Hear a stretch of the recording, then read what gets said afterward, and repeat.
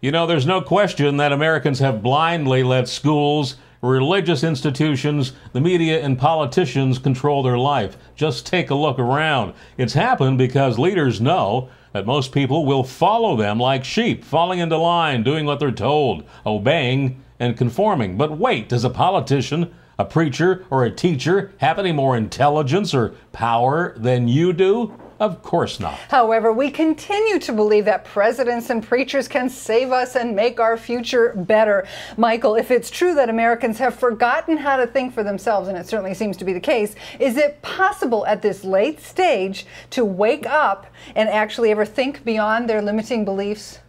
Well, first, with any problem of addiction and following blind belief structures and causes has become an addiction based on fearmongers selling fear. Because when they sell fear, they always sell the solution to the fear.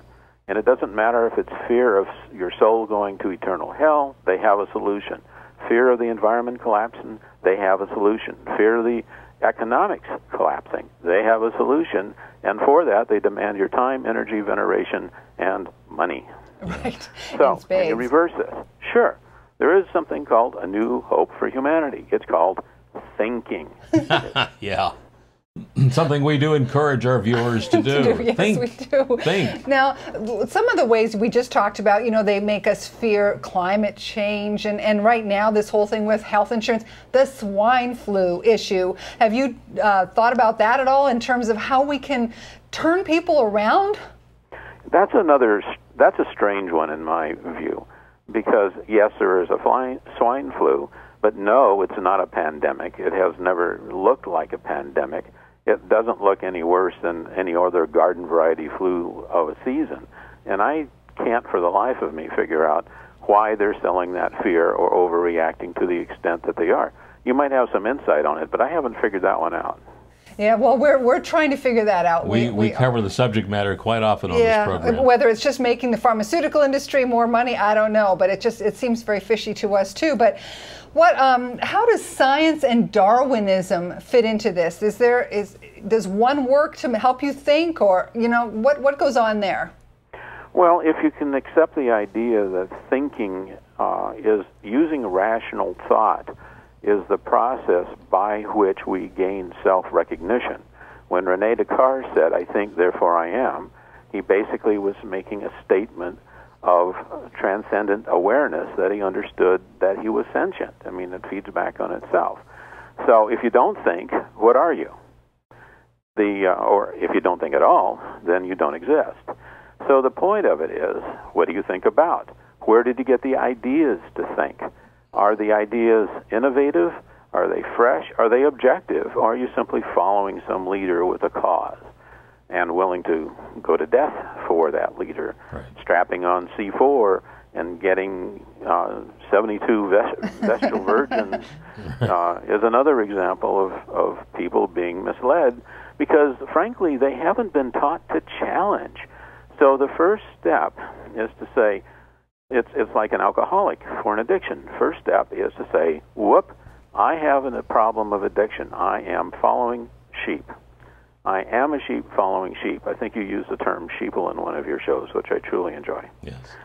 So that's the first step, recognition. Next step, learning how to think, learning how to ask questions, learning how to challenge the presenter of the cause, the zealot that wants you to follow, and deny him that veneration, deny him or her that money, and watch how the tone changes quickly.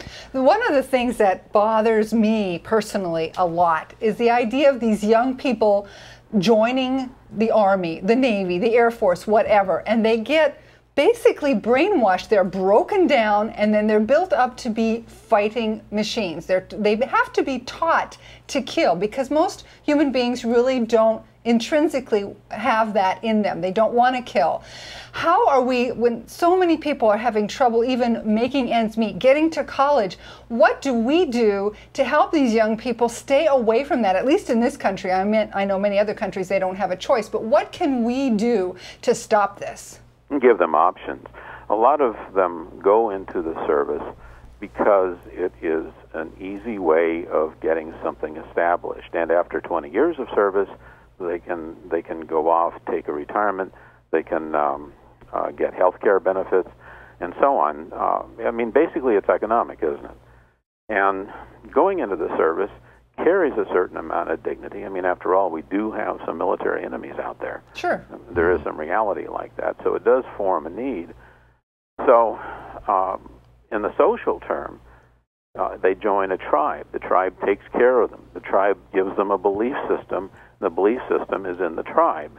And of course, we all know that that can have terrible consequences if the ethics of the tribe are not valued correctly. For example, Hitler's Germany, the Nazis had a tribe, one large national-wide tribe that believed in the line, that included the Jews are the problem, which they were not, of course, but still that was one of the belief systems, and they blindly followed. The German army did not say, Heil Germany. They said, Heil Hitler. They were pledging to Hitler as if he were a deity. Right.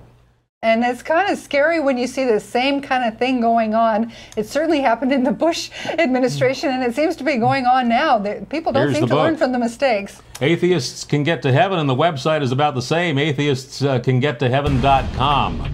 Michael King, thanks a lot for joining us tonight. No, we'll be right back. Oh, we will be right back. We still have another segment. No Don't let kidding. it go. We do? Yes, we do. Thank you, Michael. I'm looking forward to our next segment. We'll be right back. Don't go away.